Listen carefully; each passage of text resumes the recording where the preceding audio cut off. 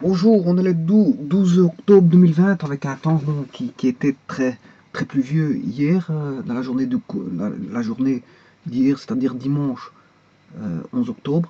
Alors, on se retrouve avec une journée, je veux dire, bon, qui est un petit peu, voilà, un petit peu froide parce que bon, on sent qu'on arrive petit à petit à l'approche qui n'est pas lointaine de l'hiver, puisqu'on est le 12 octobre. 12 octobre, bien que vous allez me dire, ouais, on a eu le 21 septembre qui n'est pas loin. Oui, ben, je suis d'accord. Et que l'hiver arrive normalement 23, voilà, 3 mois après le 21 septembre. Bien, malgré tout, on ressent quand même cette froideur qui, euh, qui apparaît. Qui apparaît. On sent qu'on s'enfonce dans les méandres de, je veux dire, de l'approche non lointaine, malgré qu'à 3 mois de l'hiver. Voilà, il commence à faire froid. On va dire qu'il commence à faire froid. C'est ça que je veux dire par là. Bon, je vais faire une petite vidéo ici qui va concerner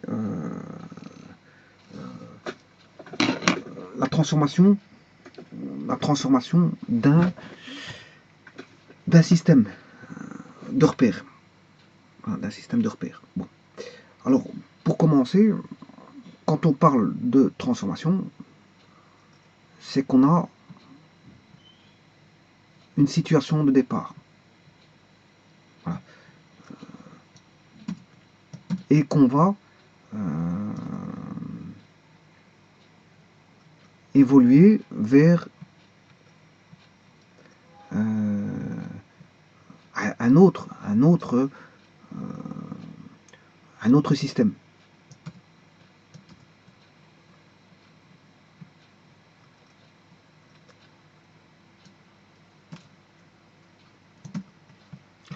Voilà. Donc, le système évolue. Ça veut dire qu'il y a des variables qui vont évoluer au travers d'une transformation. Parce que bon, c'est comme en thermodynamique, c'est la même chose. Hein. C'est la même chose qu'en thermodynamique. On peut faire une transformation, voilà, d'un repère. Le repère que je vais appeler R. Voilà. Un repère peut subir une transformation pour devenir un repère R'. Voilà. Ça, c'est une transformation. Bon, mais à l'inverse, on peut revenir, c'est comme en thermodynamique, on a réversibilité, on peut avoir une transformation inverse, qui va nous donner, bien sûr, voilà, le repère, enfin, les valeurs de, les valeurs de R, elles sont là. On peut les transformer pour faire devenir des valeurs d'un nouveau repère R'. Tout comme qui est l'ancien, qui est le nouveau. Bon, si je passe de R à R', R' est le nouveau. R' est le nouveau repère. Le nouveau repère. Ce qui veut dire qu'à ce moment-là, si j'ai fait une transformation, là, ça veut dire que R est l'ancien repère. C'est l'ancien repère. Maintenant, si vous faites une transformation inverse, R' est cette fois-ci l'ancien repère et R est le nouveau repère. Donc, ça dépend de la transformation. Hein. Qu'est-ce qui est nouveau, qu'est-ce qui est ancien, ça dépend de la transformation que vous faites. Voilà, si on fait une transformation de R vers R' ou de R' vers R. Alors, il existe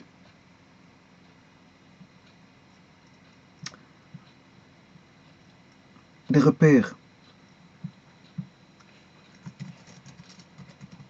axiaux, des repères dans le plan. Alors, les repères axiaux, c'est les repères à une dimension. Voilà. Les repères dans le plan sont des repères à 2 dimensions.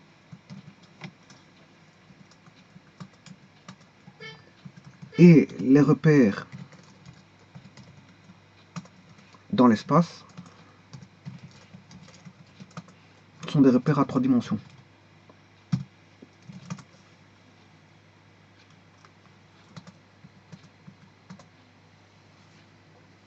Donc on a des repères, soit 1D, 2D ou 3D. Donc repères axiaux, repères dans le plan, repères dans l'espace. Bon, qui sont des systèmes de repères ici? Ben, le système, c'est dès le moment où on a plusieurs axes. Alors, où a-t-on plusieurs axes? Là, on n'a qu'un seul axe. C'est pas un système. Par contre, là, on a deux axes. Donc, on a un système de repères composé de deux axes. Voilà, là, on a un système. Et pour le repère dans l'espace en 3D, on a un système aussi composé de trois axes. Donc, quand on a un seul axe, c'est un repère axial. Quand on a un repère dans le plan, c'est deux repères axiaux. Et quand on a un repère dans l'espace, c'est trois repères axiaux. Donc comprendre le repère axial est fondamental pour comprendre le repère dans le plan et le repère dans l'espace. Alors, qu'est-ce que c'est qu'un repère? Bon, tout d'abord, un repère, les mathématiques utilisent des nombres. Des nombres. Et on aime bien d'associer ces nombres dans un dessin. Voilà, donc dans un espace euclidien. On associe des nombres dans un espace euclidien et on fait ce qu'on appelle voilà, une application. Une application, on fait une relation entre les nombres et voilà, les nombres et une position sur une droite ou une demi-droite. Alors, pourquoi une droite ou une demi-droite? Ben, on aura une demi-droite. Voilà. Une demi-droite, c'est limité à gauche ou à droite, peu importe, hein, on s'en fout. Si je mets limité ici, limité en A, et infini vers la droite de A. Voilà. Donc on a ceci. A, point virgule, et une valeur X, voilà, qui est toujours ouverte. Valeur X qui est toujours ouverte. Je peux la mettre où je veux, le X. Hein. Voilà, donc c'est une valeur que je peux mettre n'importe où. Et qui est ouverte. On n'aura pas de limite. On n'aura pas de limite à la position de X. Là, on a une demi-droite. Voilà. Donc ça, c'est une demi-droite. Donc par exemple, si je commence l'origine ici, voilà, il faut toujours un vecteur de base, hein, parce que bon, on comptabilise les abscisses d'un axe sont définis par rapport à un vecteur de base, que je vais appeler par exemple dans ce cas-ci I, le vecteur I.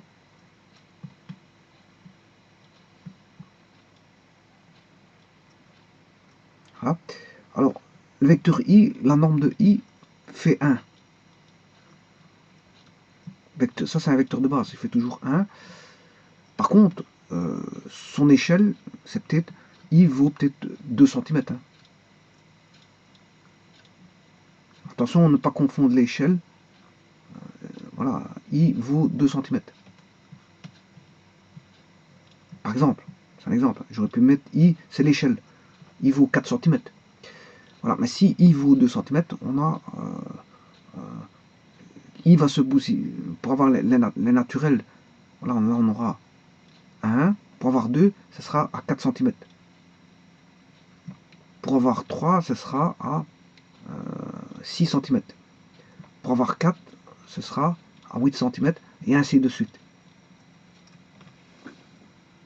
Bon, on peut mettre des nombres à virgule. Hein.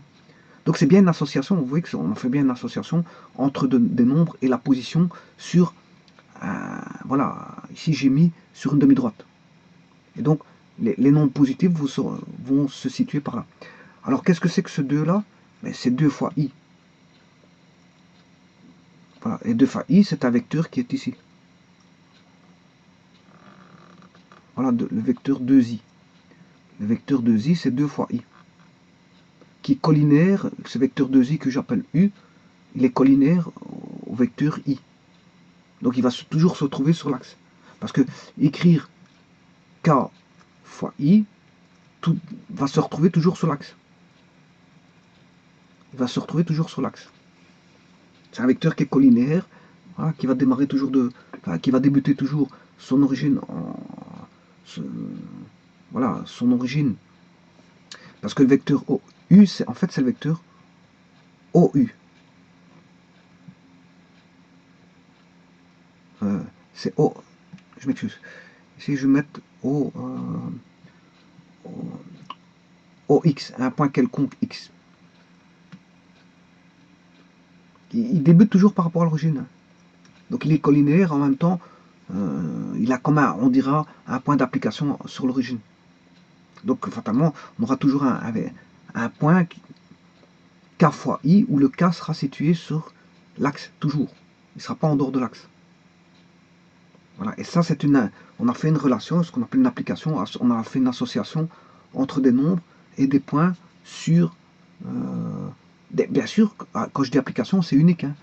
Le point 2 va se situer en un point unique, c'est ça, par définition. Une application, c'est ça. C'est pas de mettre, avoir plusieurs 2. Le 2, il sera unique. Le 2, il aura une position unique. Le 3 aura une position unique. Le 4 aura une position unique. Et ainsi de suite. Tout le nombre aura sa position unique, quel que soit le nombre. C'est vrai, quel que soit le nombre, il aura une position unique sur l'axe. Donc là, on a fait, si vous voulez, une relation entre des valeurs. On a des valeurs, des nombres, hein, peu importe lesquels S, des valeurs et des points du plan. C'est-à-dire des points du plan, le plan étant un espace euclidien. Voilà, pi.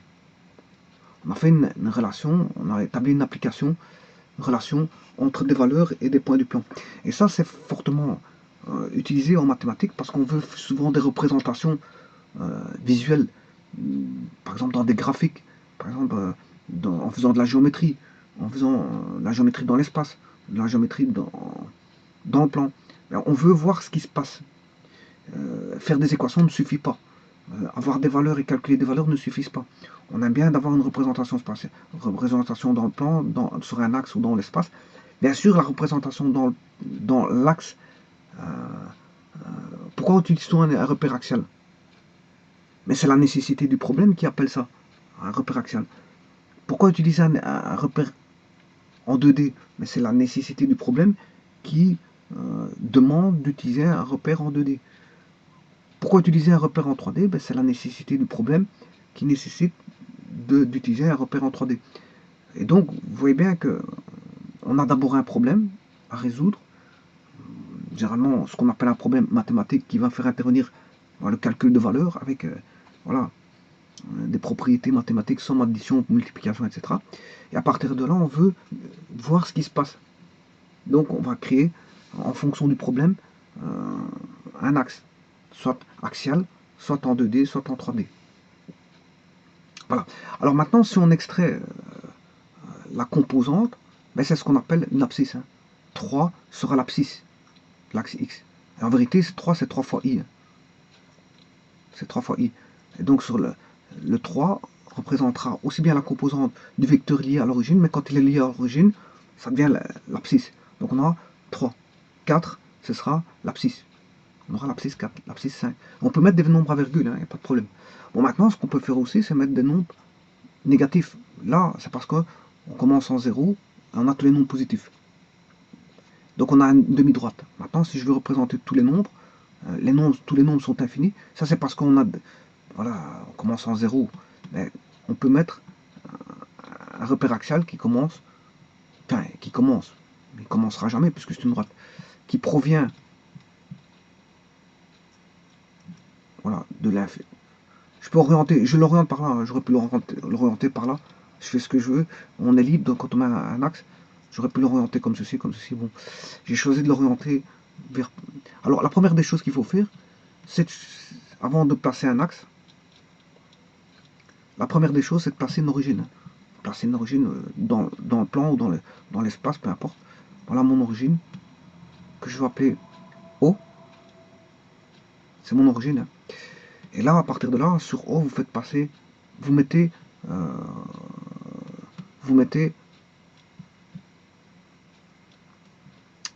voilà,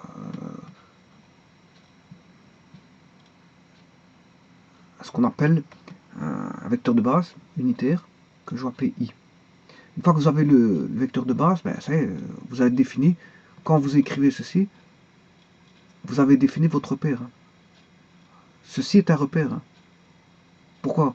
Ben, vous allez voir tout de suite, je fais passer une droite, parce que là, on a notre origine, elle est là. On sait bien que le 0 débute ici. 0 débute ici. On sait bien qu'une unité, voilà, est représenté comme ceci. Donc ce qui veut dire que maintenant, quel que soit le nombre d'unités, sera sur OI. On aura collinarité. Collinarité. Donc ça veut dire que OX est égal à K fois I. Il y aura collinéarité. Voilà. Tout nombre X, à partir de l'origine, pourra, si vous voulez, voilà, je dessine une droite qui est parallèle bien sûr à I. Voilà, j'espère que je suis bien parallèle comme ça. Voilà, et là vous le faites passer comme ceci. Et bien sûr, le sens, le sens il est défini par O vers I. Hein. Les positifs seront de O vers I et les négatifs de, dans l'autre sens, dans le sens inverse. Voilà, donc là, je viens de définir l'axe X. Voilà, donc OX a une valeur X. Par exemple, 2, si je mets K égale 2, ouais, j'aurai 2 fois I. Donc, le 1 il est là, 2 fois I, 3 fois I. Et là, vous voyez que j'ai une droite, hein, j'ai plus une demi-droite. Pourquoi? Parce que je peux avoir aussi les négatifs. Moins 1 fois I. Alors, le sens par là indique qu'on va vers le sens des nombres de plus en plus grands. Vers les nombres croissants. Donc, on va vers les nombres croissants. Donc, moins 2, voilà. Le sens de parcours des nombres croissants va dans ce sens-là. Donc, il y a un ordre, si vous voyez un ordre. Moins 3, moins 4, etc. Voilà, donc voilà, vous voyez qu'ici, on a un axe qui est une droite. Alors que tout à l'heure, enfin, ce que je viens de dessiner auparavant était une demi-droite, parce que la nécessité faisait que j'avais besoin que, voilà, d'une demi-droite. Ici, c'est représenté au travers d'une droite. Donc, l'application associée des nombres, on peut l'associer soit à une demi-droite, soit à une droite. Voilà. Donc, la meilleure représentativité des nombres dans un, voilà, pour représenter des choses cohérentes, bien sûr, parce que là, OX égale K fois I, c'est une cohérence, il y a une relation mathématique derrière. Hein. Voilà, on a la définition ici du repère, et on a cette relation mathématique qui est là. OX égale K fois I. Et donc, la meilleure représentativité, c'est un axe. Donc, on peut associer des nombres à un axe. Voilà. Alors, grâce à ça, grâce à un axe, on peut dessiner deux axes. Là, on a un système d'axes. Là, ce que je viens de dessiner là, c'est un système d'axes à une dimension. Alors maintenant, si je fais la même chose, là, je dois créer un axe OIJ.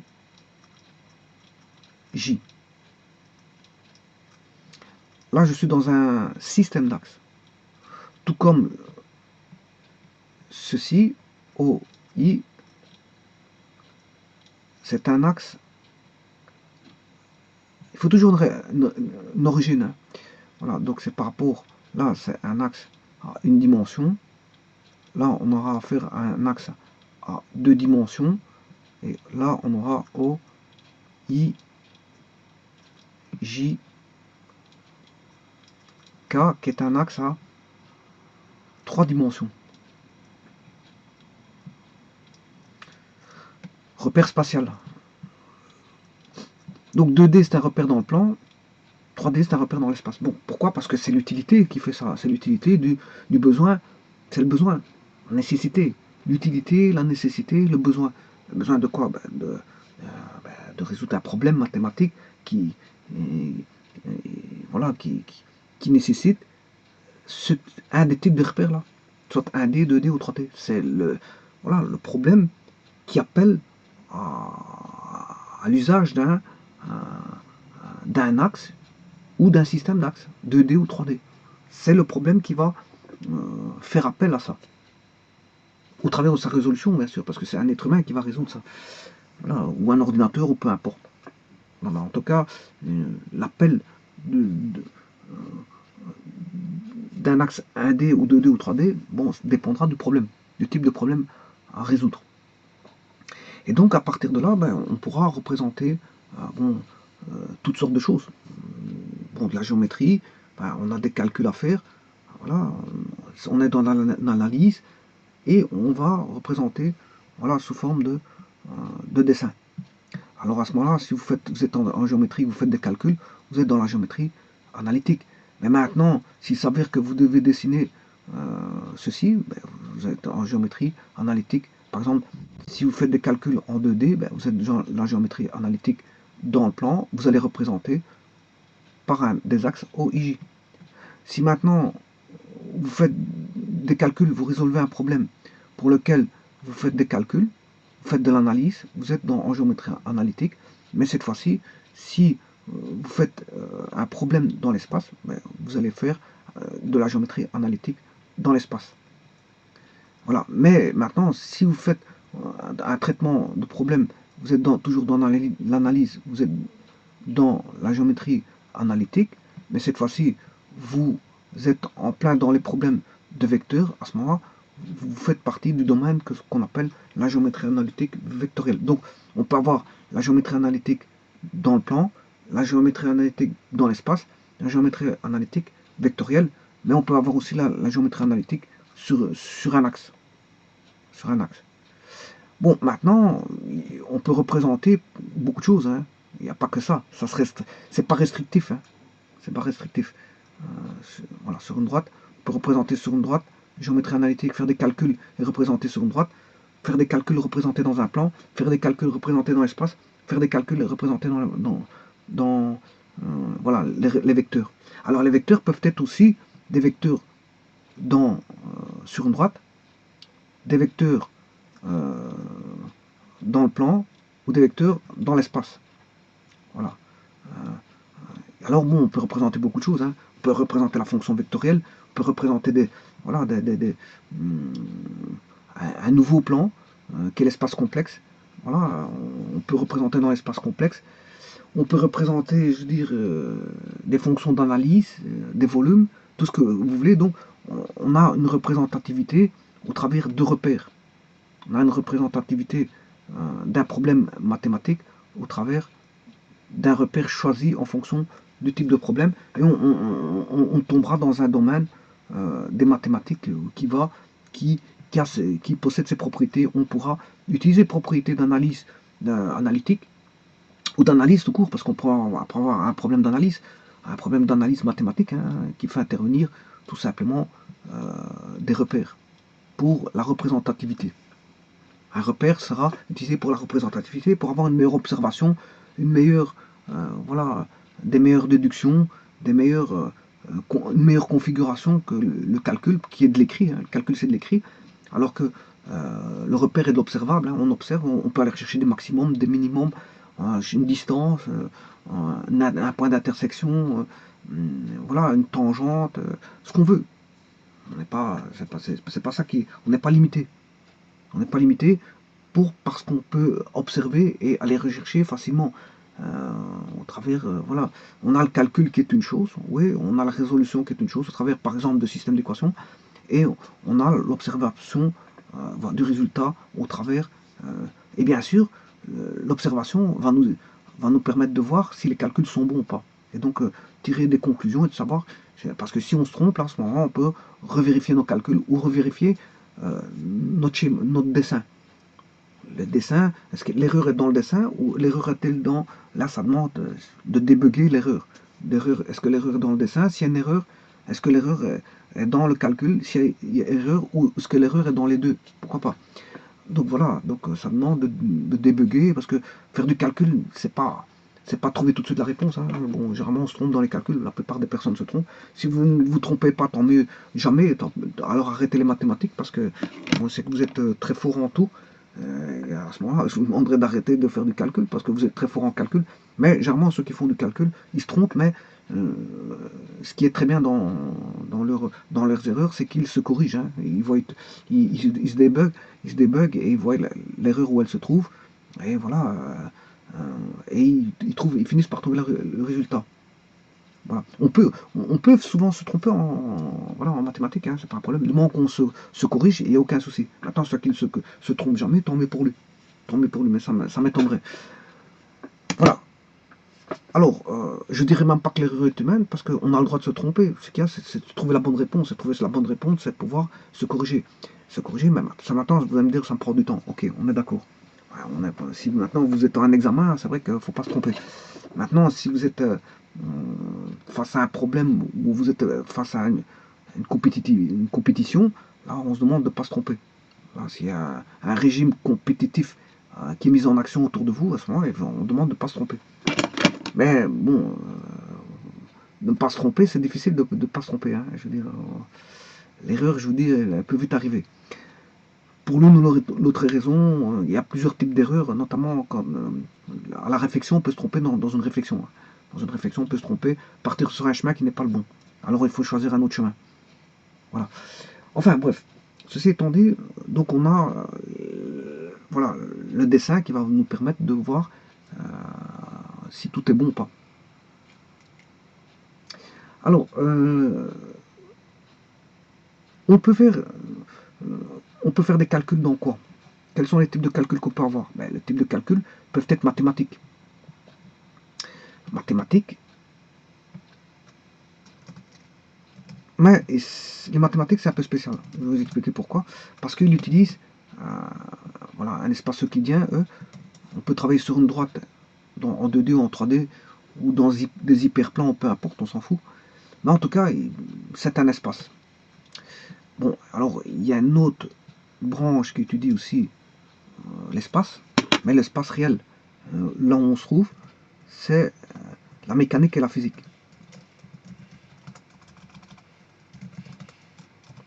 Alors, là, à ce moment-là, on n'a pas que l'espace. On n'a pas un espace figé, comme en mathématiques, on a un espace-temps. Oui, vous allez me dire, ouais, mais pourtant, vous avez déjà fait en mathématiques des problèmes qui faisaient intervenir le temps. Ouais, mais c'est normal, parce qu'en fait, c'est ce qu'on appelle des mathématiques appliquées, pour lesquelles vous allez chercher des outils de la mécanique ou de la physique. Alors, à ce moment-là, c'est normal que le temps intervienne. Parce que les mathématiques ne sont pas fermées, tout comme le domaine de mécanique ou de la physique n'est pas fermé. La mécanique et la physique utilisent des outils mathématiques. C'est normal parce que les domaines les domaines scientifiques ne sont pas fermés l'un par rapport aux autres. Justement, ils sont fortement ouverts. Hein, fortement ouverts. On peut aller chercher d'un domaine à l'autre. Voilà, utiliser plusieurs domaines. Voilà, c'est pas fermé. C'est pas fermé. C'est pas fermé du tout. Voilà. La mathématique peut faire des applications de mécanique, ce qu'on appelle des mathématiques appliquées, ou les mathématiques peuvent faire des applications d'économie, ce qu'on appelle des mathématiques appliquées à l'économie. On peut faire des mathématiques appliquées à la physique, des mathématiques appliquées à la mécanique des fluides, des mathématiques appliquées à ce que vous voulez. Bon, maintenant, on peut aussi faire usage dans la mécanique, de la mathématique, de la physique, dans la physique, utiliser des outils mathématiques. Alors, ce qui veut dire que la mécanique utilise un espace-temps. Donc, en plus de ça, là, on aura des repères en mathématiques, euh, des repères axiaux, 2D ou 3D. Des repères dans le plan, des repères dans l'espace. Mais il sera vrai aussi pour les problèmes de mécanique et de physique. C'est qu'il y aura une notion temporelle, comme l'espace est lié au temps, bon, fatalement, donc il faudra tenir compte dans ces repères axiaux du temps. Il faudra tenir compte du temps. On aura des repères axiaux temporels. Alors que bon, les repères axiaux, si vous ne faites pas de la mathématique appliquée, les repères axiaux ici sont intemporels. Hein. Quand vous faites de la géométrie, il n'y a pas de temps, il n'y a pas de notion de temps. Donc ici, c'est intemporel. Voilà. Les repères en géométrie analytique, etc., sont des repères intemporels. Contrairement à la mécanique où là, on a un lien espace-temps, et donc on a des repères axiaux temporels, et donc des repères 2D, 3D temporels. Donc là, on aura des repères 2D temporels, des repères 3D temporels. C'est ça qui va distinguer donc les mathématiques. On a un espace tout court. Si vous faites maintenant des mathématiques appliquées, je le répète encore une fois, là, à ce moment-là, c'est normal que vous ayez utilisé le temps, voilà. Voilà. Mais ici, en mécanique, le temps est fondamental. Hein. Bon, la vitesse, par exemple, on aura la vitesse hein, en fonction du temps, la position en fonction du temps, l'accélération en fonction du temps. On aura problème de quantité de mouvement, problème de calcul de travail d'une force. voilà, pendant un certain temps, un calcul d'impulsion de force pendant un certain temps. Donc vous voyez que en physique, mécanique, il y a une notion temporelle qui rentre en jeu. Et mécanique des fluides aussi. Hein. Bon, n'en parlons pas. Mécanique des fluides, bon, il y a le débit en fonction du temps. Euh, voilà, il y a la vitesse aussi, vitesse maximale, vitesse moyenne, vitesse voilà, sur une surface donnée en fonction du temps, la position en fonction du temps, la masse volumique en fonction du temps, voilà, etc. etc. Bon, la masse volumique en fonction d'une position et du temps. Donc tout ça sera par rapport, par exemple, si je prends la mathématique de l'air au niveau de la mécanique de fluide, ben, la position et temps, c'est des notions très importantes. Donc, qui dit position et temps dit notion de repère, pour mieux représenter. Donc, pour bien voir les choses, on fera des dessins avec des repères. Donc, voilà. Donc, au niveau mathématique, on aura des repères, et au niveau de la mécanique et de la physique, on aura l'usage de repères. Bon, ceci étant dit, je vous ai dit qu'il y aura des transformations sur ces repères. Par exemple, si je prends un repère axial,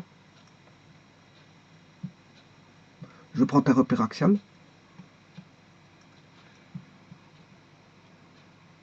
voilà, je vais prendre une origine O, et bien sûr I pour définir le repère. Voilà, le repère étant défini. Alors, on peut faire des transformations. Transformation, ça veut dire qu'il y a quelque chose qui va changer. Donc je vous ai dit, on va passer d'un repère. Ici, il est axial, hein, c'est un repère axial, défini par une origine qui était fixée dans le plan, et bien sûr un vecteur de base, I, vecteur unitaire en norme. Maintenant, combien de centimètres il fait, peu importe, c'est vous qui choisissez. Alors, on va passer à un repère R', donc il faut pour ça une transformation, c'est-à-dire qu'il va y avoir quelque chose qui va évoluer. Alors, on va avoir une transformation. Bien sûr, on peut faire la transformation inverse. Hein. Voilà. Si je passe de R à R', là, c'est l'ancien repère. L'ancien repère. Là, voilà, c'est le nouveau repère. Bon, maintenant, pour faire une transformation inverse. À ce moment, si vous faites une transformation inverse, que je vais appeler T-1, sa transformation T, mais à l'inverse, donc c'est comme si on avait une réversibilité. Hein. On fait la transformation inverse. Voilà, on inverse la transformation. Donc à ce moment-là, si on inverse, ben, R' est l'ancien repère. Voilà. Et là, on a le nouveau repère. Si on fait une transformation inverse. Hein.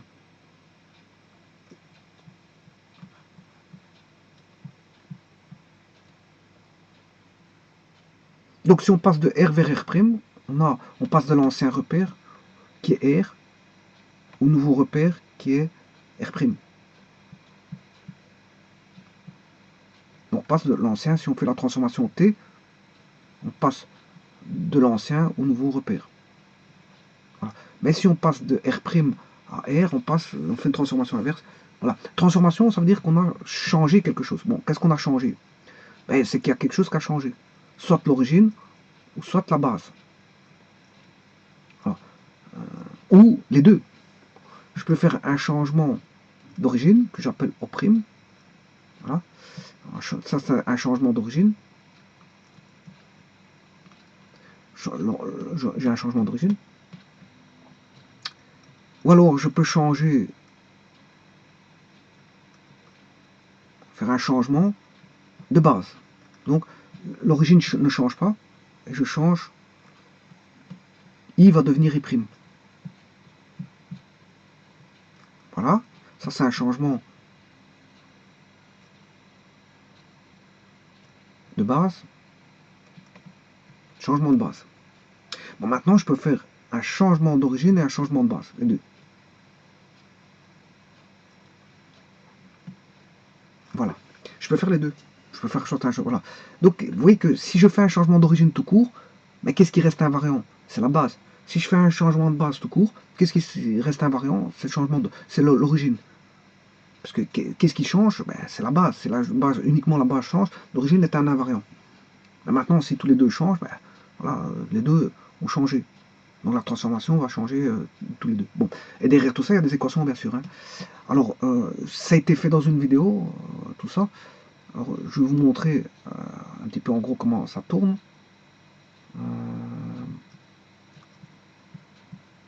Je vais faire un changement d'origine pour un système axial.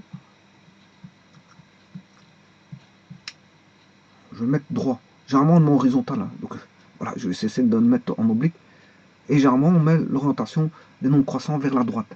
Voilà. Et l'origine, bien sûr, il est fixé quelque part. Un vecteur de base, bon, il est là. Donc, ce qui veut dire que là, je viens de mettre quoi?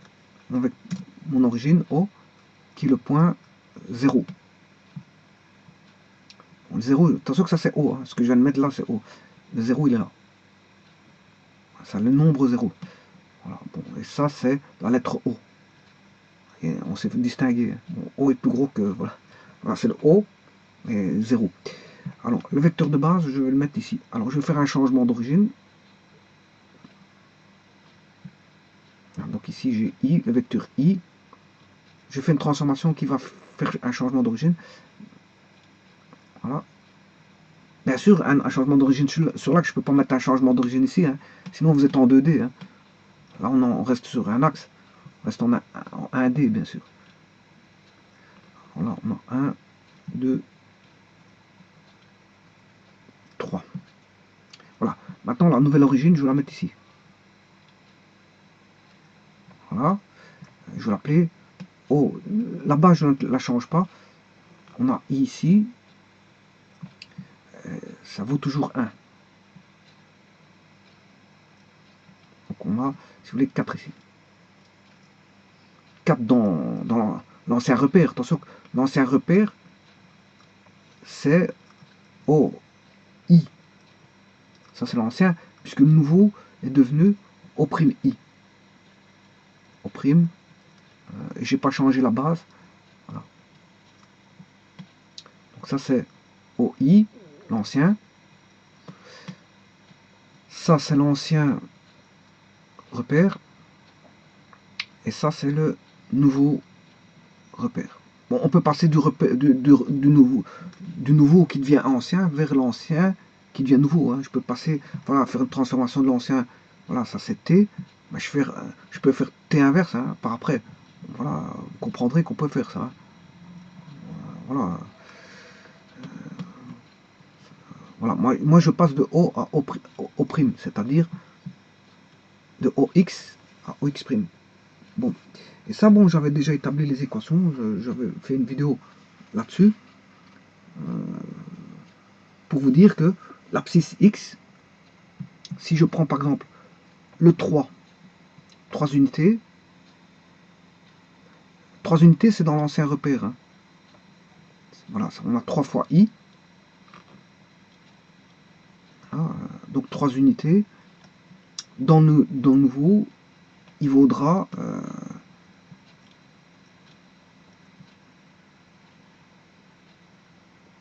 0. Voilà, il vaudra 0. 3 devient 0. Voilà, là on a le décalage. Hein. 3 devient 0. Par rapport à l'ancien, on a un décalage de 3. Il suffit d'avoir le décalage.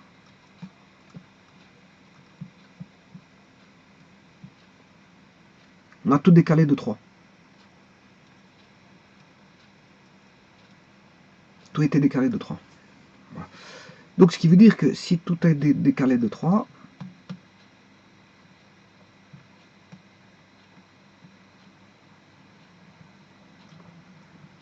ben, si je mets 4, ça veut dire que j'aurai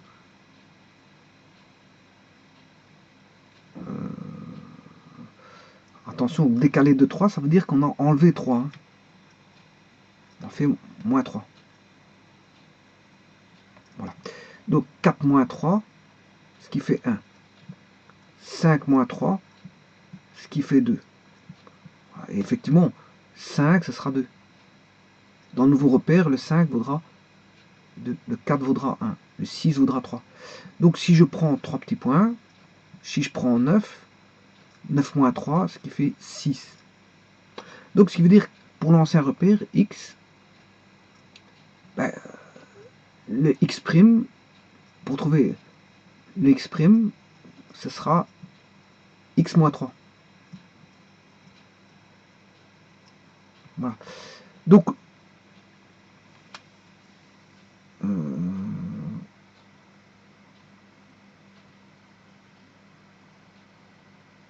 voilà. Donc on aura bien 3 moins 3, ça fait 0 dans le nouveau. 4 moins 3, ça fait 1. 5 moins 3, 2. 10 moins 3, voilà, il suffit de faire l'ancien repère. L'ancien repère, c'est x. Hein. L'ancien repère. Et dans le nouveau, on a celui-là. Donc c'est l'ancien moins 3. Voilà, l'ancien moins 3. Maintenant, vous allez me dire, ouais, mais pour passer du nouveau qui devient ancien vers l'ancien qui devient nouveau, je fais la transformation inverse. À ce moment-là, je fais plus 3. Hein. C'est x' plus 3. Voilà. Donc 6 plus 3, 9. 2 plus 3, 5, etc. etc.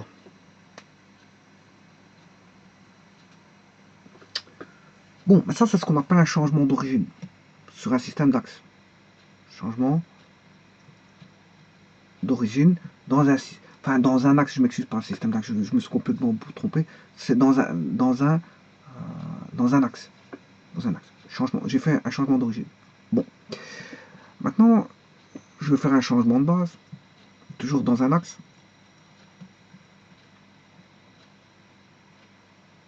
Pour ça, je construis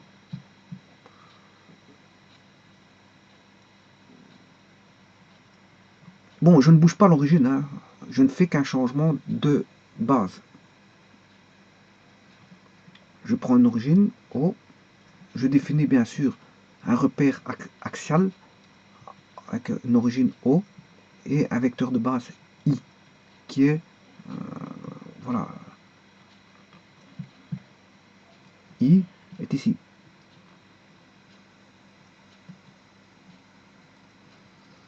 Alors là, on a une fois I, 2 fois I, 3 fois I, 4 fois I, 5 fois I, et ainsi de suite.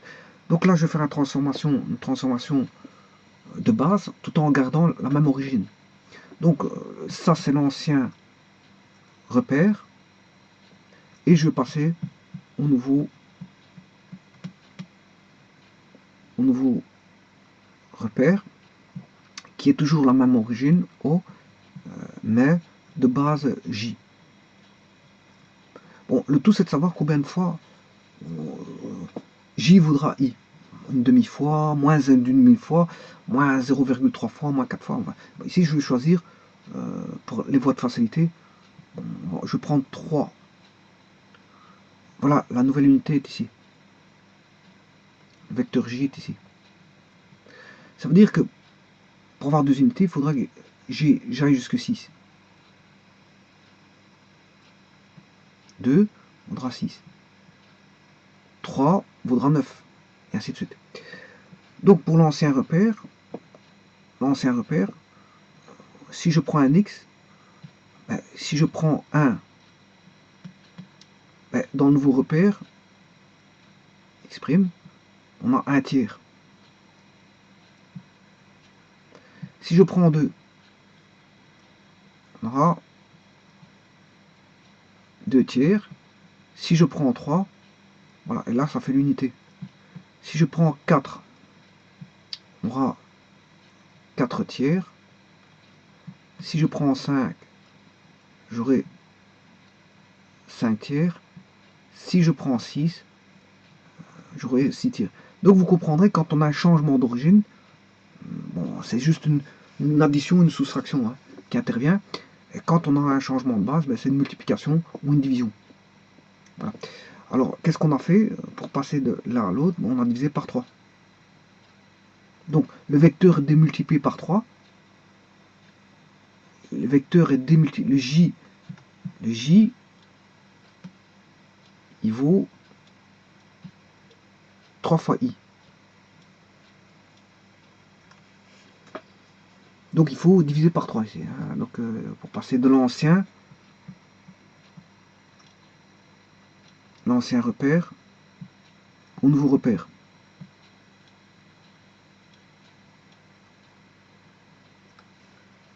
Voilà. Donc, on divise par 3. On divise par 3. Parce que J est 3 fois, vaut 3 fois I. J vaut 3 fois I. Voilà, donc on divise par 3. Ce qui veut dire que les x', je vais écrire le x', qui est le nouveau repère,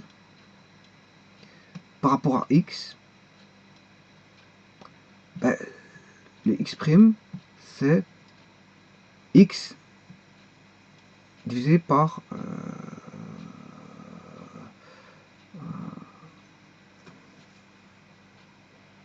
x divisé par 3. Alors, x étant l'ancien repère, x', le nouveau repère. Maintenant, en transformation inverse, il faut faire x3. Hein. En transformation inverse, il faut faire x3.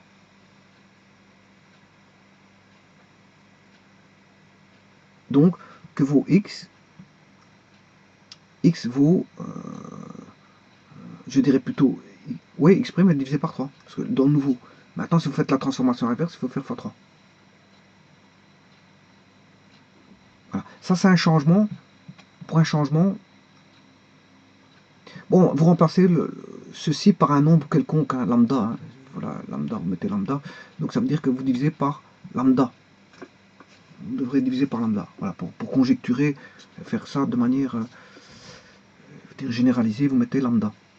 Alors maintenant, je vais faire un changement d'origine et un changement de base.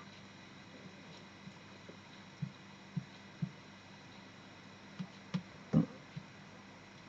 Toujours pour un repère axial.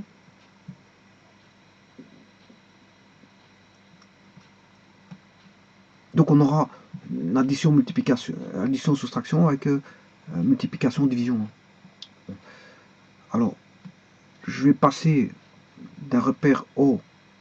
Alors là, bien sûr, on aura O, I, A, transformation, O, prime, I prime. Qu'est-ce qui va changer? Il n'y a plus d'invariant ici.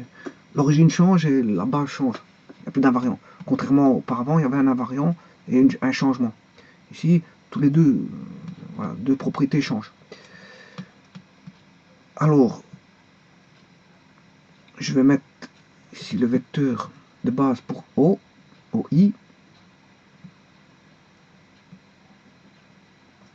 Voilà. Je vais changer, là on va mettre une unité, 2 unités, 3 unités. Alors à 3, je vais mettre la nouvelle origine, au prime, et je vais mettre la nouvelle base, 1, à 4, à 5, voilà, je vais mettre 2 unités. 2 unités comme ceci, et voilà le vecteur I'. Bon, donc la première transformation, on dit que on a décalé de 3. Ça veut dire que je vais mettre le X, l'ancien repère qui est OI, hein, et le nouveau, et puis on peut faire la transformation inverse, vous faites l'inversion, c'est tout. Bon, l'ancien repère et le nouveau repère, voilà, qui est X'. Donc, le I, je m'excuse,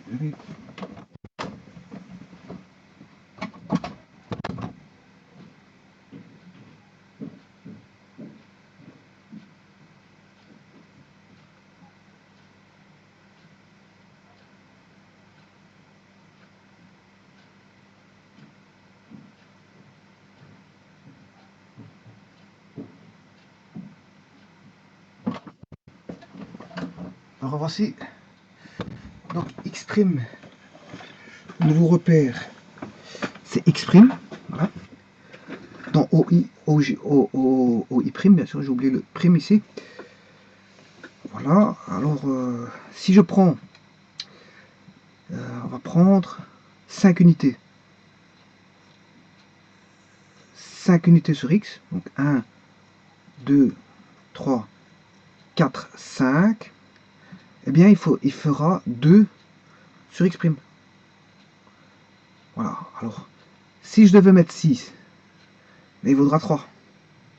Si on mettait 7, il vaudra 4. Alors comment le traitement a été fait le traitement? Tout d'abord il y a un décalage d'origine de 3. Voilà, donc de 3. Donc, par exemple, 5 moins 3,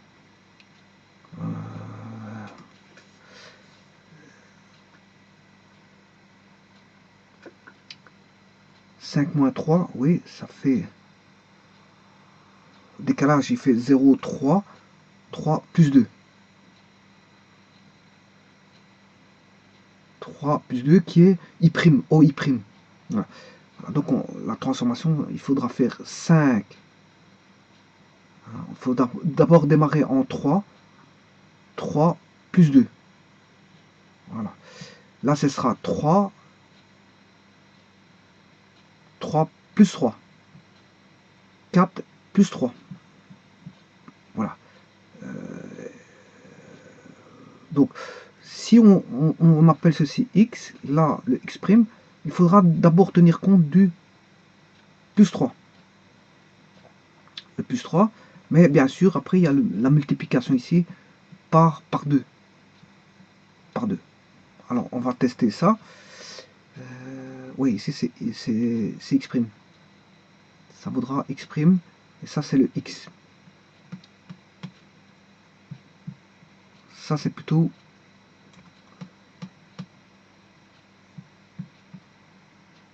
Voilà, x', il est là. Et le x, il est là. Bon, alors faisons le calcul. Oui, c'est un moins 3. Moins 3, je m'excuse. Moins 3. 5 fois 2, 10. Je suis en train de regarder pour avoir le 2. Si je fais un demi,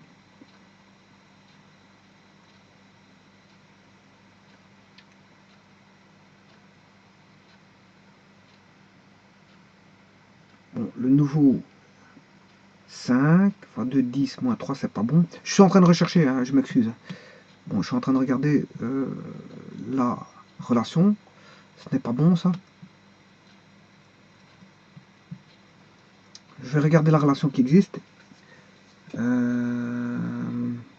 En tout cas, il y a une multiplication, une addition ou une soustraction. Voilà, il faut chercher si c'est une addition ou soustraction par rapport au 3. Il faut voir si c'est une multiplication ou une division par rapport au 2. 2, c'est quoi? Ben, c'est parce que bon, de 3 à 5, il y a 2 unités. C'est le vecteur OI'. Il y a 2. Il faut tenir compte du 2, voilà, et du 3. Alors, le 3, c'est soit une addition ou une soustraction, et le 2, c'est soit une multiplication ou une division. Donc, ça, c'est le changement de base, ça, c'est le changement d'origine. Voilà. Et bon, donc, comment trouver la relation? Si on fait,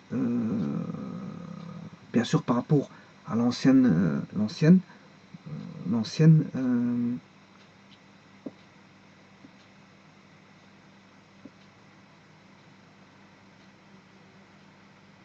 x étant l'ancien, alors si je prends 5, 5, ça vaut 2 dans le nouveau repère. 5 dans l'ancien vaut 2 dans le nouveau repère. 6 vaudra 3, 7 vaudra 4, etc. Bon. Alors, quelle est la relation qui dit ça? Avec 2 et 3. Alors, si je fais si...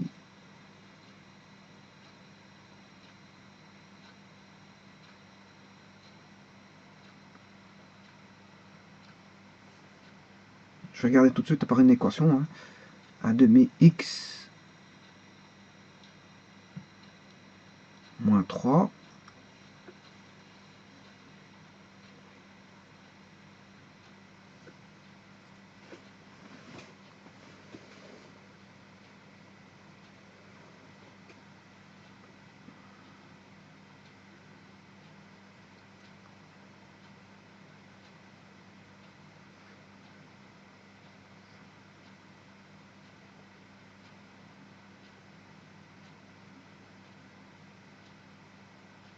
Comment, en fait, je dois rechercher comment, en mettant le 7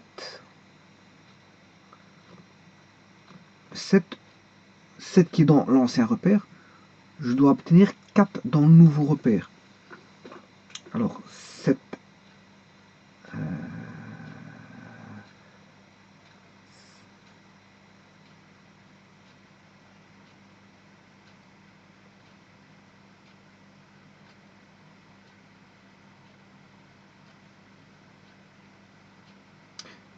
d'abord, est-ce que 7, ça fait 4? Parce qu'il y a peut-être une erreur ici. 5. Ah non, ça fait 1, je m'excuse. L'erreur, elle est là. 5, ça fait 1. Dans le nouveau repère, ça fait 1. Ouais, là, il me semblait qu'il y avait un petit problème là. Parce que 5, ici j'ai pris un vecteur unitaire qui fait 2. Vous voyez? Donc, le vecteur unitaire là, voilà, je vais bien le représenter. L'unité, elle est ici. Du nouveau, on a l'origine ici du nouveau. Je vais le faire avec du vert. Voilà. L'origine du nouveau, il est ici. Or, j'ai pris un vecteur de base qui faisait 2. Deux unités. Donc le 7, ça fait 2. 1, 2. Et le 9 vaudra 3. On aura 1, 2, 3. C'est pour ça que je cherchais une relation, je ne la trouvais pas, mais voilà. 5, ça fait 1. 6, ça fait 2. C'est normal, si je me trompe, je ne trouverai pas la relation. 6, ça fait 2. 7, ça fait 3. Et maintenant, il faut rechercher pour une valeur quelconque. Exprime. Alors,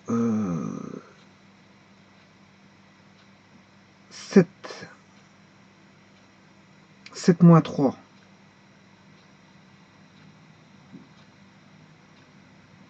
Euh,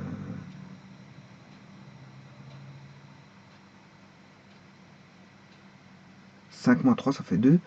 2 divisé par 2, ça fait bien 1. Ici, j'ai bien 1.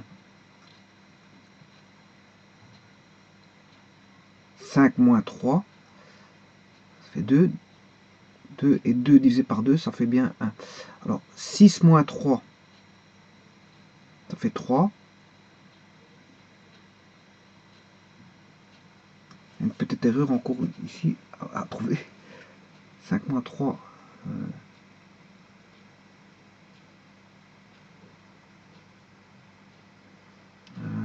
7.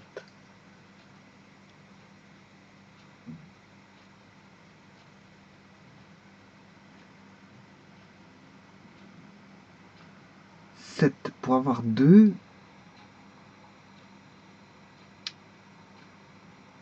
C'est 7 moins 3. Ça fait 4. Oui. Oui, il y a encore une petite erreur ici, dans mon tableau. Je m'excuse, hein, bon, voilà. Mais voilà, je résous les problèmes petit à petit.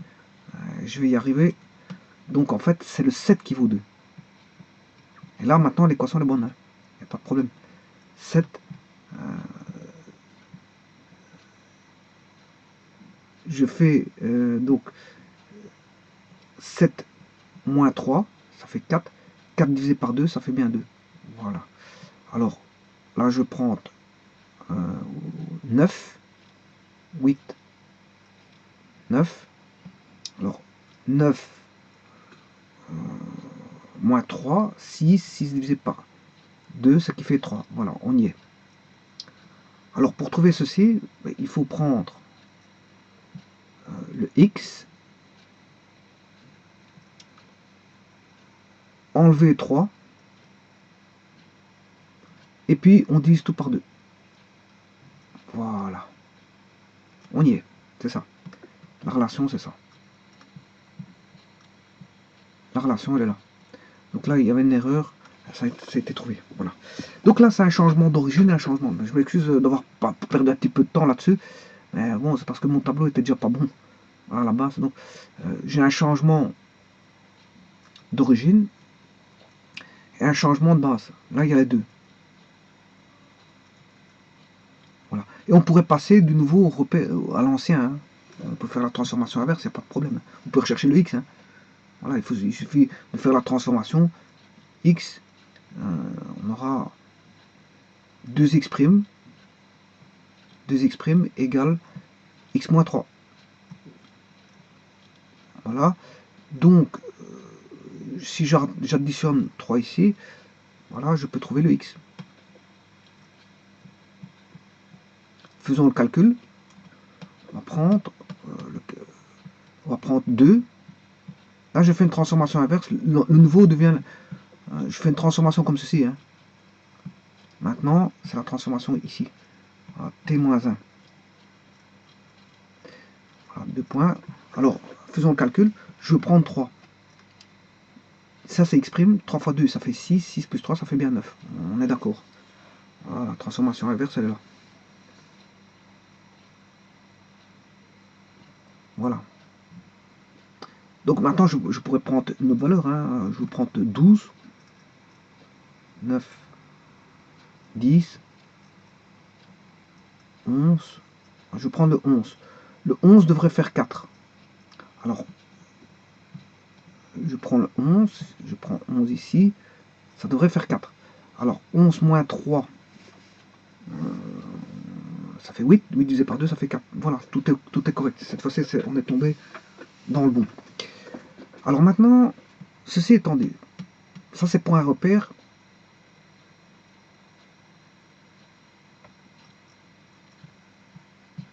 axial. Maintenant, voyons voir pour un repère, un changement pour un repère dans le plan. Dans le plan. Voilà, un repère dans le plan. Alors, un repère dans le plan, bien sûr, vous aurez ceci. Alors, je vais vite conjecturer pour un repère dans l'espace, hein, parce que bon, ça va être la même chose. Alors, c'est pour ça que je vous dis, je vais d'abord le faire avec le plan, et puis on verra pour l'espace, c'est une conjecture. Alors, ceci est un repère. Hein. Il faut que je mette correctement les choses, parce que... Voilà. Ceci, c'est un repère.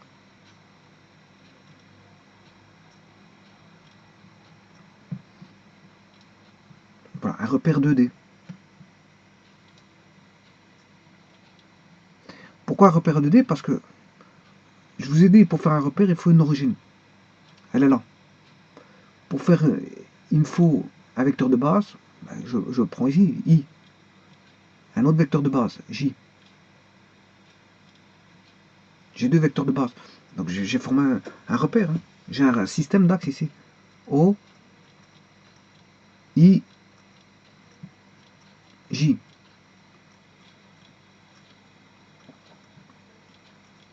Voilà, j'ai un repère de base, un système d'axes. Maintenant, si vous voulez un repère dans l'espace, voilà, je vais mettre un repère dans l'espace, pourquoi pas.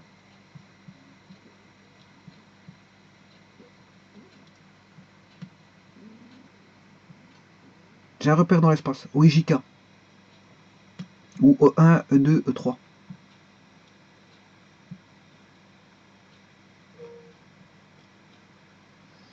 Bon, et maintenant, les angles, la base, on s'en fout. Hein. La base, ici, on n'a pas voilà, une base normée, parce que les IJK sont voilà, d'échelles différentes. Mais en tout cas, leur norme vaut 1. La norme de I, qui est égale à la norme de J, qui est égale à la norme de K, ça vaut 1. Bon, mais les échelles sont différentes. On a des échelles différentes. Donc J voudra peut-être ici bon, 3 cm. K vaudra peut-être 2 cm et I vaudra 1 cm. Bon, ça, ce sont les échelles. Mais les normes, elles vaut 1. Elles vaut toujours 1.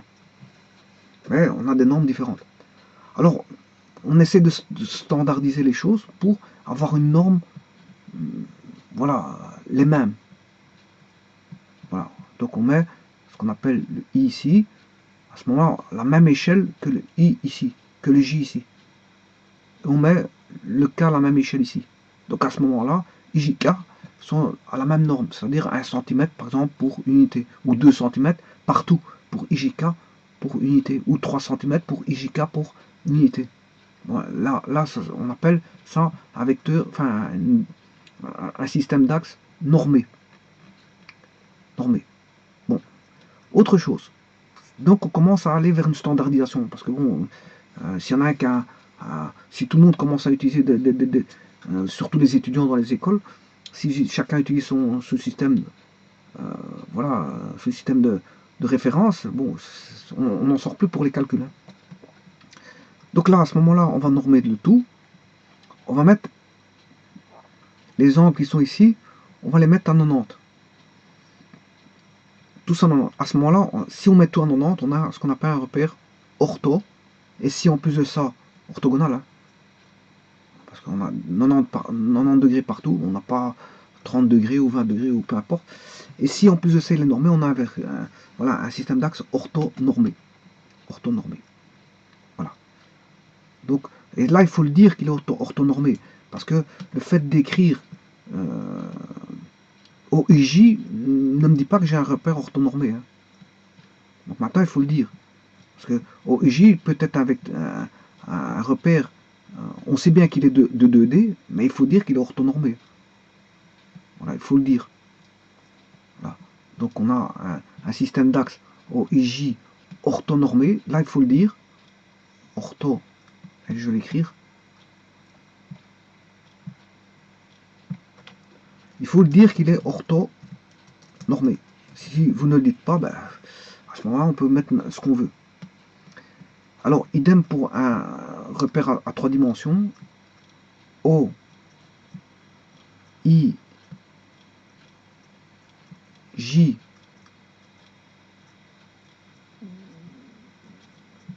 K.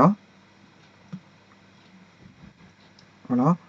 Et là, il faut le dire aussi qu'il est orthonormé, sinon vous pouvez entreprendre ce que vous voulez comme axe.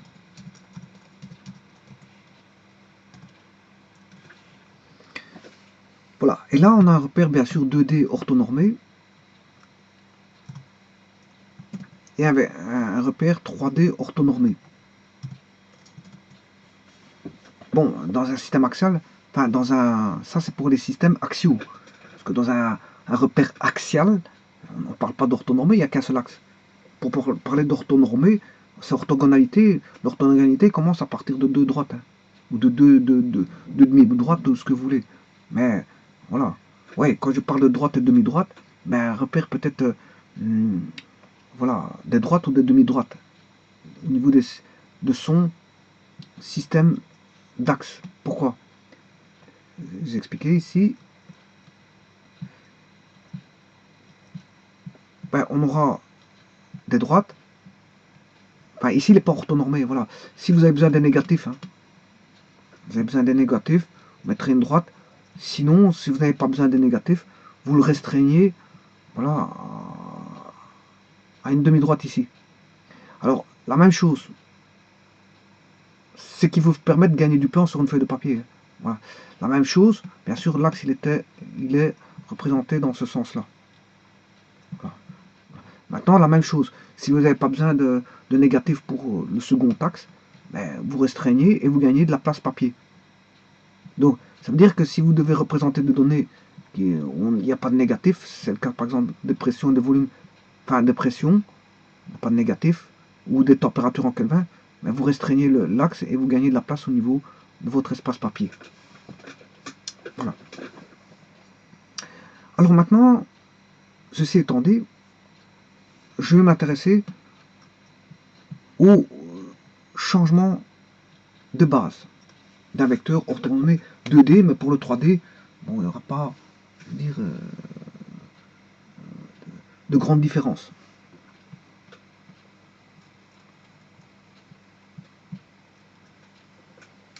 Alors, pour ça, je vais prendre un système d'axe. Je ne vais pas faire de changement de base. Hein. Je ne vais faire ici qu'un changement. Enfin, je m'excuse, je ne vais pas faire de changement d'origine, c'est ça que je voulais dire. Je ne vais pas faire de changement d'origine. Je vais entamer uniquement ce qu'on appelle un changement de base, mais orthonormal. Parce que je vous ai dit que je vais prendre une base voilà, orthonormale. C'est-à-dire que je vais prendre un système d'axe comme ceci, qu'on va appeler bien sûr, il est orthonormal, hein, je vous le dis tout de suite. Tout de suite.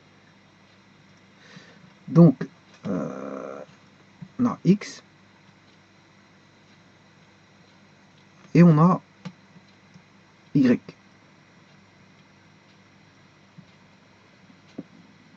Voilà. Alors, je vais faire le changement de base.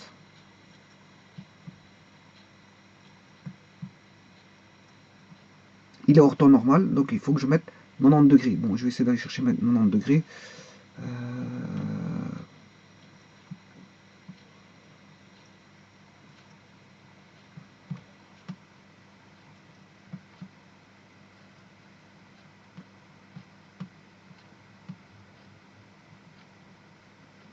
Voilà. Alors là, on a une transformation. L'ancien, c'est le noir, et le nouveau, c'est le rouge.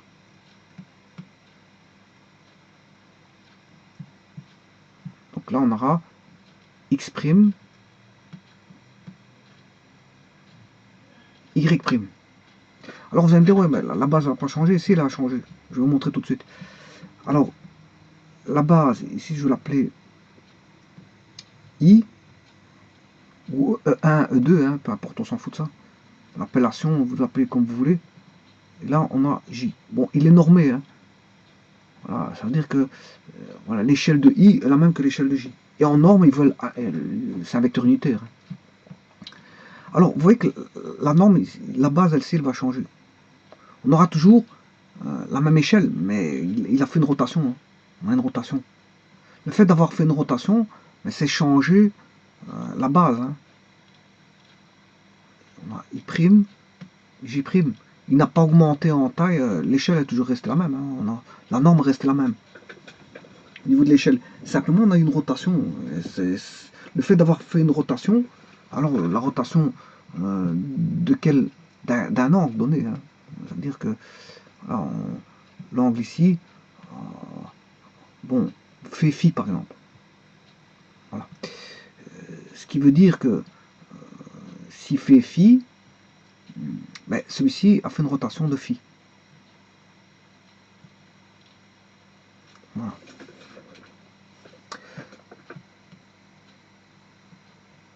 Donc je vais effacer le dernier parce qu'on le sait bien.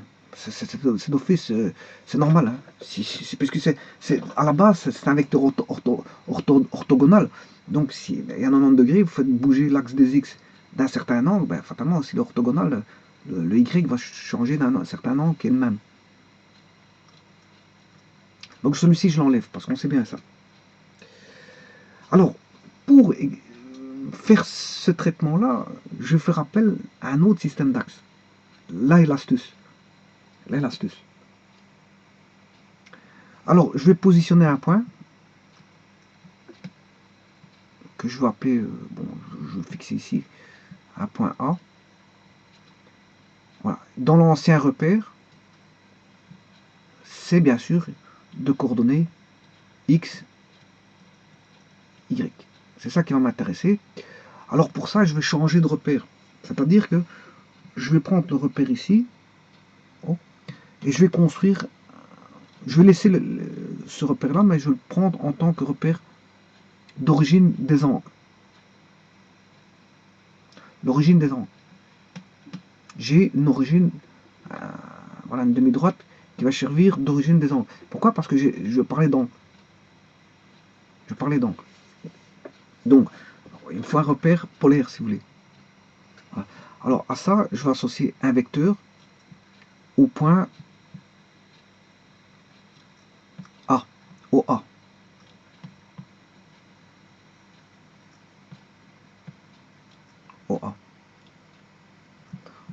j'ai bien une origine, OA.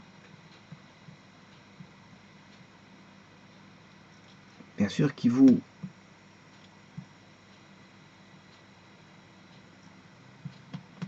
on a une coordonnée X sur l'ancien repère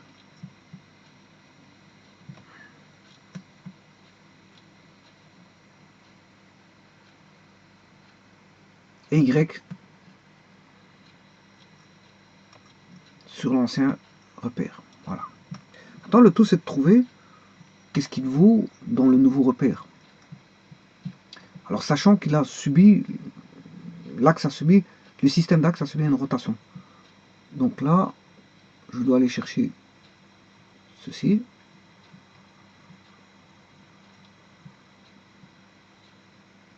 Et ceci. Et là, on a X' et Y' dans le nouveau repère. X' et Y'. Donc il vaut XY, oui, dans l'ancien, mais il vaut X', Y' dans le nouveau. Et pour ça, je vais m'aider de la géométrie vectorielle, donc au travers d'un repère polaire. C'est ça qui va nous venir en aide pour parler de la transformation, de la rotation de deux repères, d'un système de repères orthogonal, de deux repères axiales. Ben, ce sont les repères polaires qui vont venir. On va faire introduire la notion de repère polaire. Voilà, que j'ai déjà mis, parce que l'axe des X est compté comme étant l'origine axiale du repère polaire.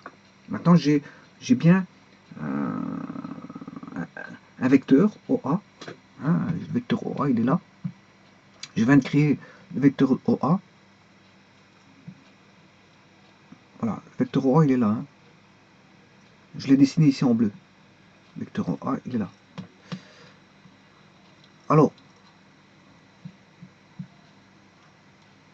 on va faire notre calcul pour trouver la relation qui existe entre X et X'. Eh bien, il suffit d'utiliser tout simplement se dire que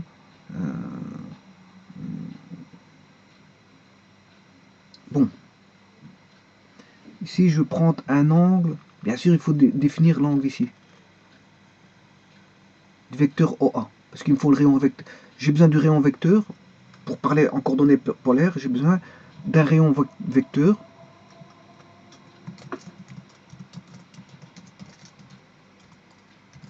et voilà, d'un angle. Voilà, j'ai besoin d'un rayon vecteur et d'un angle. J'ai tout ça. J'ai tout ça. Le rayon vecteur, c'est OA. Ah, c'est le vecteur OA. Alors, l'angle, je l'appelais θ. Je ne sais pas si on écrit ça comme ceci, θ, mais enfin, voilà, on a le rayon vecteur OA et on a l'angle θ. Alors, l'angle θ, je vais le placer tout de suite, parce qu'il est là. J'ai déjà dessiné son amplitude. L'angle θ est ici. Bon, il part de l'origine voilà, de l'axe polaire, ici, pour aller jusque le rayon vecteur OA. Voilà. Et cet angle-là fait exactement θ. Et on a tout pour fonctionner maintenant. On a tout pour fonctionner. Et vous allez voir que maintenant la démonstration, elle est simple. Une fois que vous avez défini ceci, comme diraient certaines personnes, ben, c'est parti. C'est parti. Alors, comment ben, il faut définir le X de l'ancien repère par rapport au nouveau repère polaire. Ben, par rapport au nouveau repère polaire, ben, on a le rayon vecteur, il fait OA.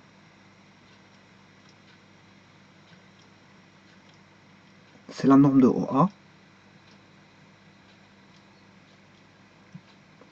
Voilà, fois le cosinus, hein, le cosinus de l'angle. Ouais, parce qu'on a un triangle qui fait ceci. Là. On a OA, OA, voilà, on a OA. Alors, le X, c'est ceci, le X, c'est ça qui m'intéresse. Donc on a l'angle phi θ ici. Donc je sais trouver que vaut X. X sur l'hypoténuse qui est OA, en norme. X sur l'hypoténuse, ben, c'est le côté adjacent sur l'hypoténuse qui fait le cosinus de θ. D'où voilà, l'expression ici. X vaut OA cosinus θ. Bon, ça c'est la même chose. Pour retrouver le Y, on va rechercher le Y, c'est la même chose, ce sera un sinus. Hein. Voilà, quand vous avez déterminé que l'un était le cosinus, ça veut dire que l'autre sera le sinus.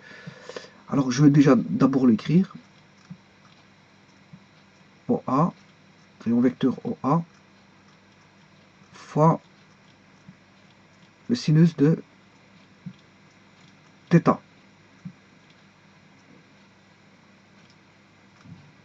Voilà. Alors, pourquoi le sinus? Ben, c'est la même chose. Hein. Bon, on a OA. On recherche le Y ici. Ben, c'est, voilà, le θ étant ici, ben, vous faites côté opposé sur l'hypoténuse qui est OA. Donc on aura Y sur OA qui est égal à sinus θ. Sinus θ. Donc Y vaut OA sinus θ. Bon, voilà, on démarre de ça. Donc vous voyez que je vais partir à partir du repère polaire et tout va s'établir aisément.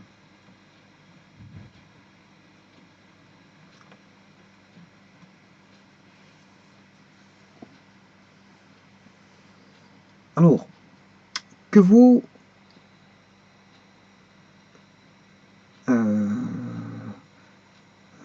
la nouvelle x', la nouvelle coordonnée? Je vais effacer quelques petits trucs ici qui me dérangent. Voilà, ça c'est l'ancien repère. Hein. C'est l'expression pour l'ancien repère XY. Parce que le nouveau, son expression, c'est X' vaudra OA, la norme de OA,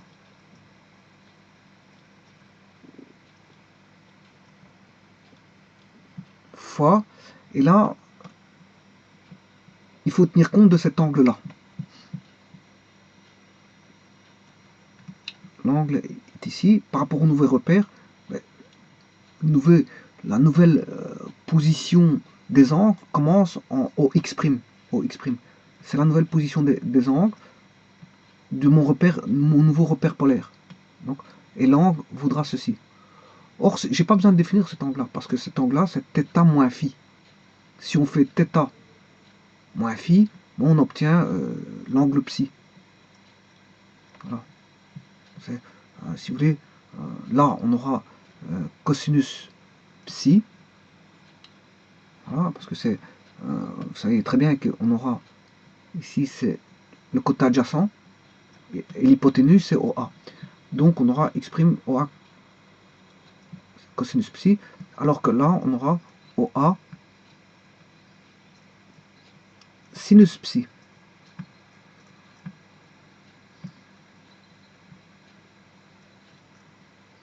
Voilà. Alors, cosinus psi, c'est, je vous l'ai dit, θ moins phi. Donc, je vais l'écrire tout de suite. Psi, c'est θ moins phi.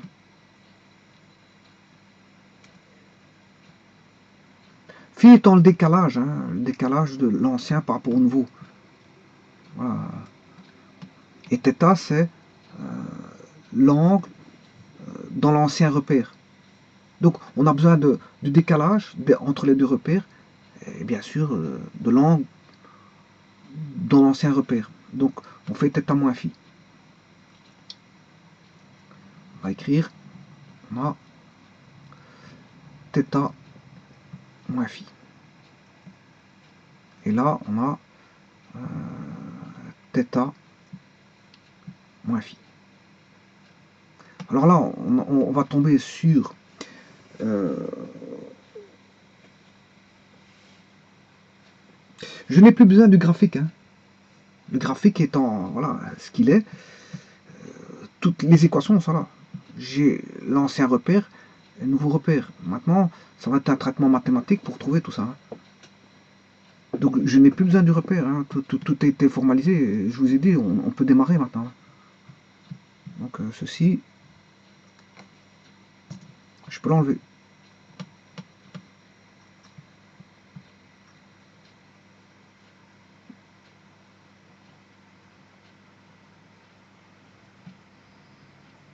Et alors on va partir à partir de ceci. Alors cosinus,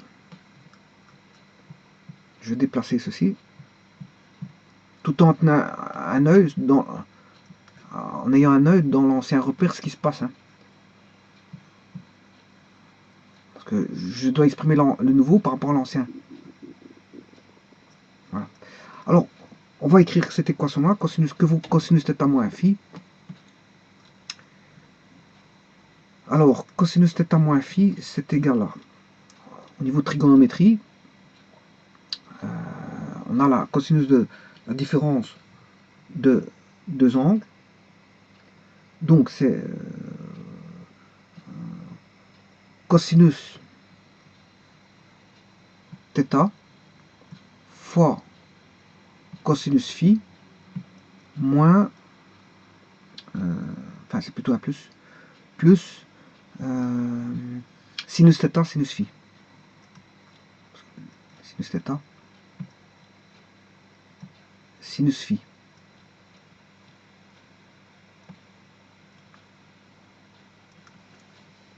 Alors, rappelez-vous bien que ce que je viens de dire, le phi c'est le décalage entre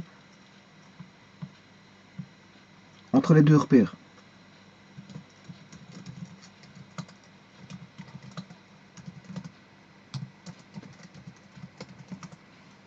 Voilà, ça c'est le phi. Et le θ,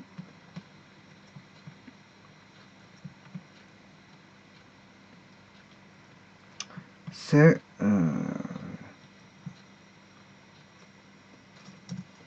l'angle du rayon vecteur dans le repère, dans l'ancien repère.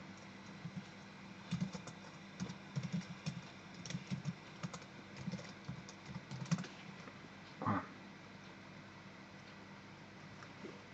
Faut pas perdre de vue ça. Hein. C'est ça qu'il faut retenir. Voilà. Alors, comme j'ai écrit ceci, je peux enlever cosinus θ moins phi. Hein. Je vais enlever cosinus θ moins phi.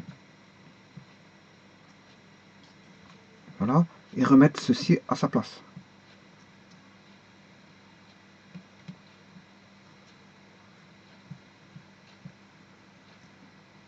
Sans extraire, bien sûr, c'est un petit peu compliqué.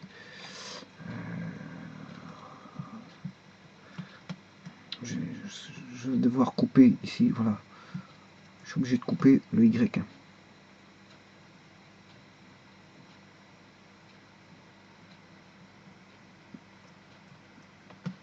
Voilà, je vais retranscrire le Y, bien sûr, que j'ai effacé.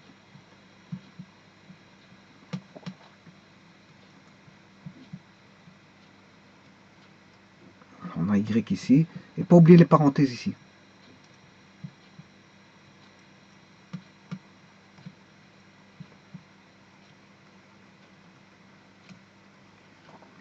Alors faisons de même avec la formule sinus θ moins phi, mais là, il faut faire très attention parce que il y a un moins qui va intervenir. Voilà.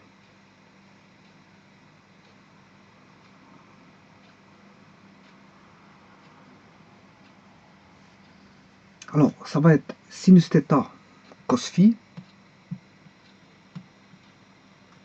sinus θ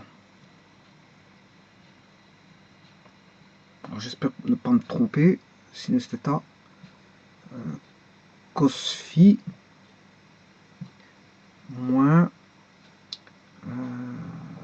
cos θ sin phi.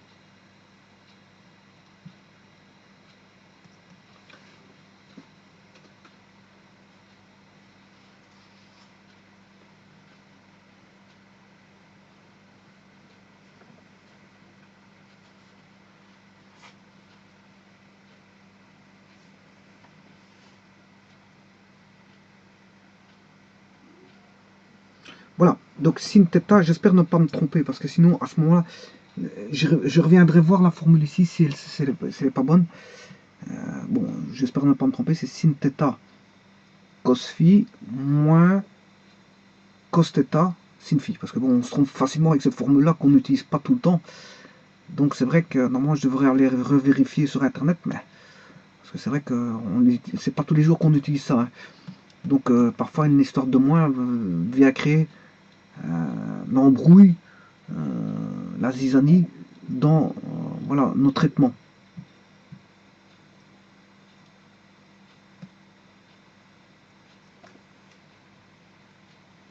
Bon, de toute façon, je vais l'écrire ici. Je vais le réécrire. Cos θ sin phi.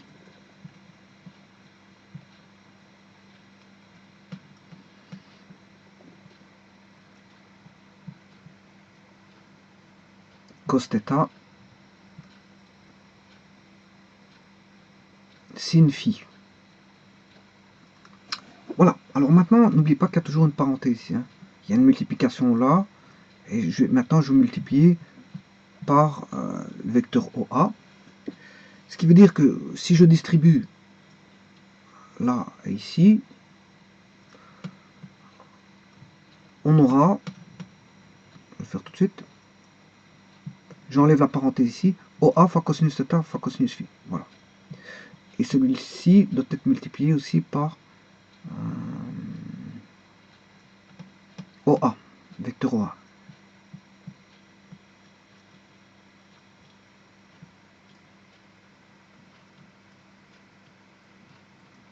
Alors, on va simplifier cette expression-là tout de suite, hein, pour éviter de trimballer. Voilà. OA cosinus θ, c'est X. Donc, OA cosinus θ, ceci, c'est X. Voilà, donc je vais effacer ceci pour écrire que ça vaut X. Vous voyez que j'avais besoin bon, de l'ancien repère. Hein, bon.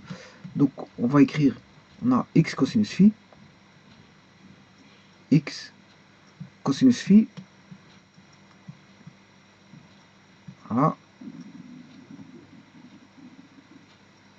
plus, et OA, OA sinus θ, c'est Y. Ici on a bien OA sinus θ qui vaut Y. OA sinus θ, c'est Y. Donc on aura Y sinus phi. Y, je vais enlever ceci.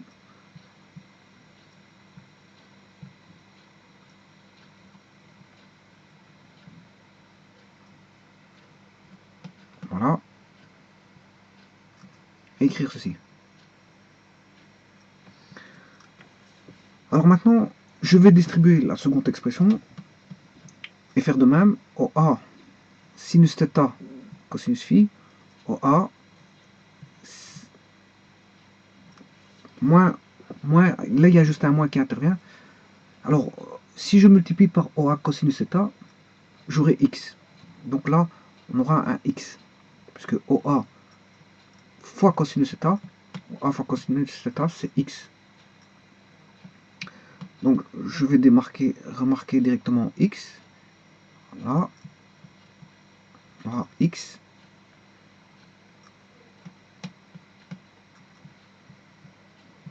Je suis en plein traitement, je m'excuse. Hein. Bon, c'est vrai que il y a des choses mathématiques qui sont pas bonnes à écrire, mais tant que je n'ai pas terminé, voilà, je suis en cours de traitement. Voilà, donc ça c'est X, X fois sinus phi. Bon. Et le OA fois sinus θ, OA fois sinus θ, c'est Y. Voilà. Donc on a y cosinus phi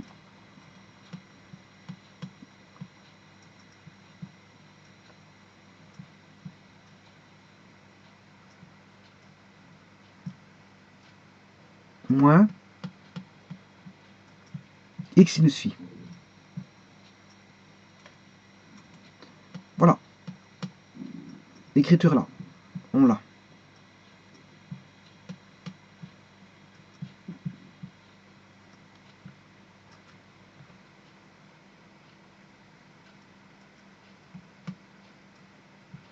Voilà, ça c'est l'écriture du passage de...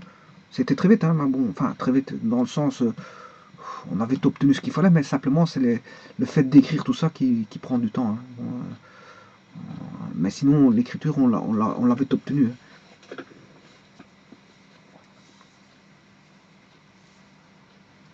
Alors maintenant, ce que je vais faire, je vais mettre les x et y du même côté. Donc je vais faire permuter ces deux-ci. Y cosinus phi, je vais mettre ici.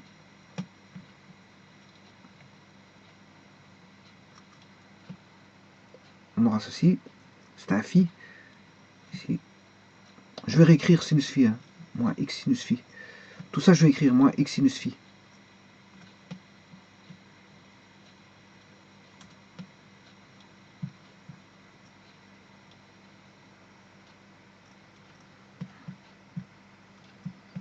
Donc on a moins x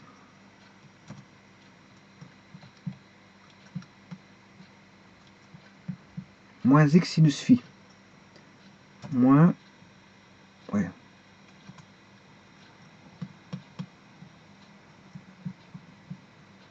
moins x voilà,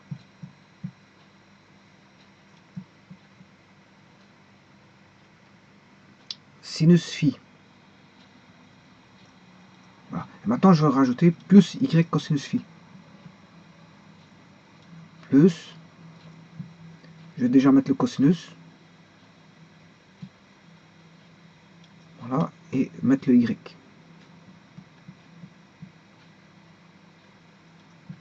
Voilà.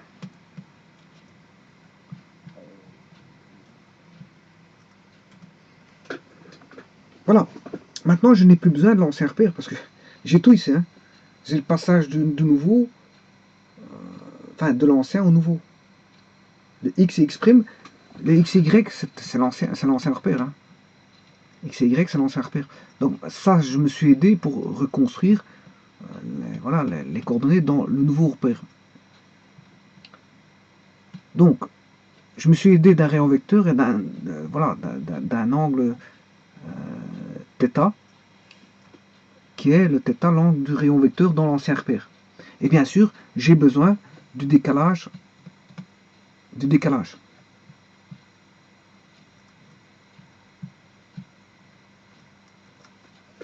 Voilà, j'ai besoin du décalage.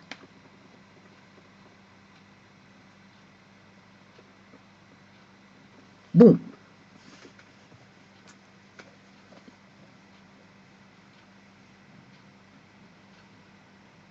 Donc, le phi qui apparaît ici, vous voyez que l'angle de décalage n'apparaît plus. Hein.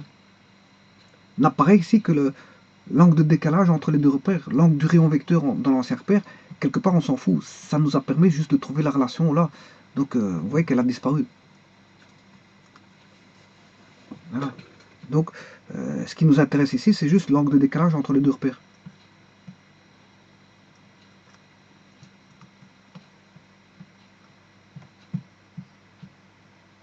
Voilà, ce qui nous intéresse, c'est juste le phi. Hein.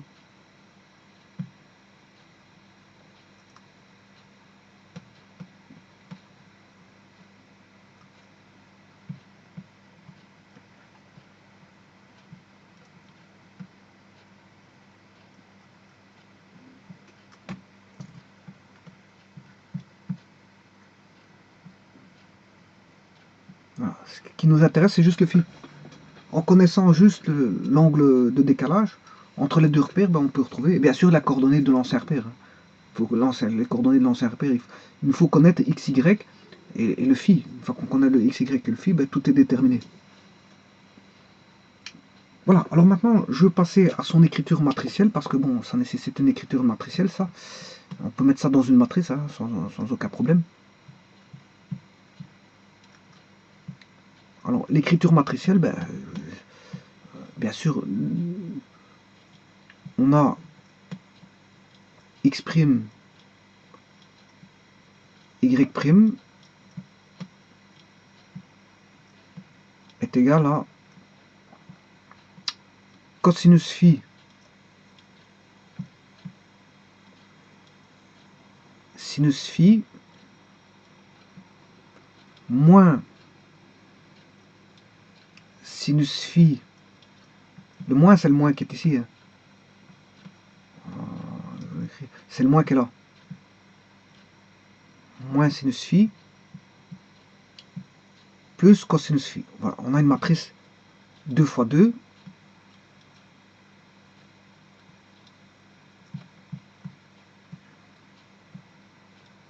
Et bien sûr, ici, on va mettre x, y.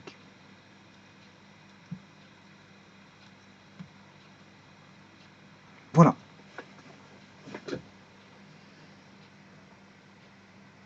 Alors, sachez qu'on a une matrice ici, c'est ce qu'on appelle une matrice orthogonale. Hein. Voilà, si vous faites le déterminant de ça, il vaut 1. Cos carré plus sin carré, ça fait 1. Le déterminant de cette matrice vaut 1. Le déterminant de la matrice vaut 1. Voilà. Et en plus de ça, vous allez voir quelque chose apparaître. Je peux trouver facilement la matrice, comme c'est une matrice orthogonale, je peux trouver le passage de l'ancien au nouveau.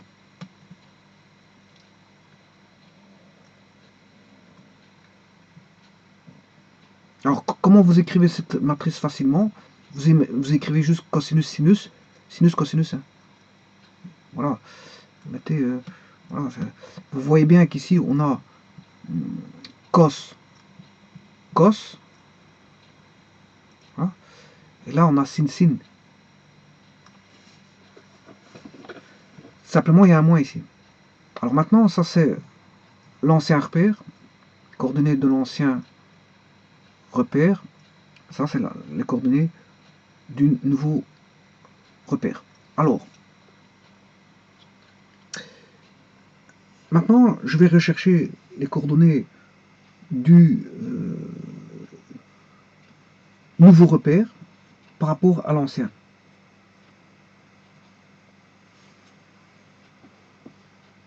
Alors, pour ça, ou alors, ce que je vais faire, je vais arrêter la vidéo ici. Je vais arrêter la vidéo ici pour éviter qu'elle ne soit trop longue. Hein. Voilà, donc je ferai dans une vidéo séparée. Passage de l'ancien au nouveau. Je ferai séparer pour éviter d'alourdir cette vidéo-ci. Voilà.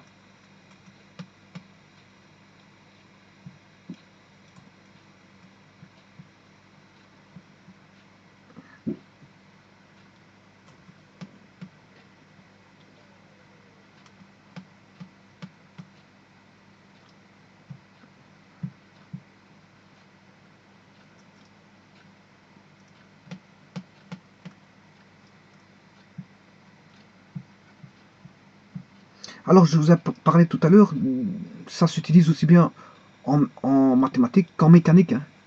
Les applications, c'est des applications mécaniques, aussi bien mathématiques que mécaniques. Hein. C'est pas pour rien que je vois ça ici, c'est pour l'utiliser dans des applications mathématiques et mécaniques. Donc là, on a l'ancien repère.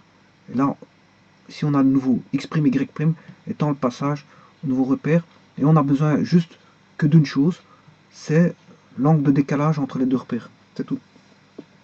Et bien sûr, la coordonnée de l'ancien repère. Connaissant les coordonnées de l'ancien repère xy, et bien sûr l'angle de décalage, vous écrivez la matrice orthogonale correspondant au décalage, et vous avez, bien sûr en 2D, hein, bien sûr c'est un repère en 2D. En 3D, c'est presque la même chose. Hein. Je vous montrerai comment, dans une autre vidéo, passer du 2D au 3D. Donc c'est assez simple. Voilà, je vous remercie beaucoup.